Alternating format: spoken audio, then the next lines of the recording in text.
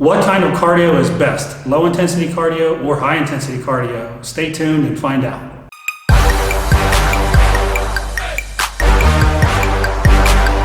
All right, hi everybody, John Meadows here, and today we're talking about the old cardio question, low intensity versus high intensity.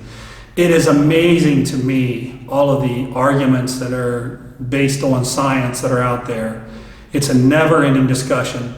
Let me give you my perspective on it. My perspective is revolves around common sense. Common sense is something that sometimes is just not taken into account in this industry. Okay, so the first thing I'm going to do is I'm going to ask you a question.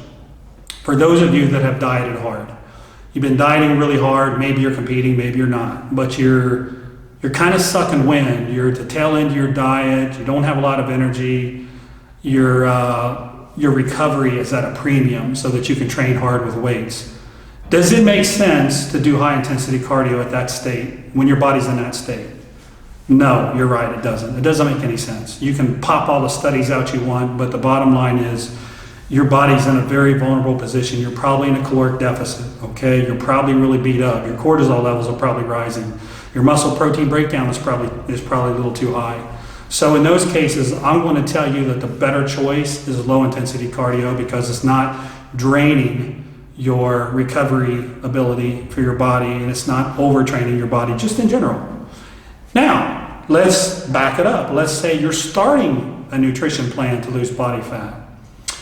Or you just want to do cardio for health reasons. You have lots of energy, you feel good, you have plenty of calories. Does it make sense to do high intensity cardio then?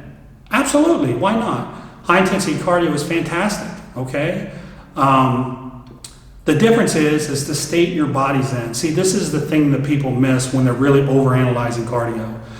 Really what you have to look at is what state is your body in. Can it handle high intensity cardio? And if so, go for it. If it can't handle the high intensity cardio, then use low intensity cardio. Use common sense, okay? Now, when I say high intensity cardio, generally what I have my people do is they use a piece of cardio equipment that will allow them to go all out, you know, like a spin bike is the popular one, for 10 to 15 seconds, all out. And then they cruise for 45 to 50 seconds. That's one cycle. So I might have them do 10 cycles, I might have them do 12, which is equivalent to 10 minutes or 12 minutes. You get up around 15 minutes and man, that's pretty brutal. So I like for people to start, and you could even start at like 8 minutes. It's really tough. Low intensity cardio is low intensity cardio. It shouldn't kill you.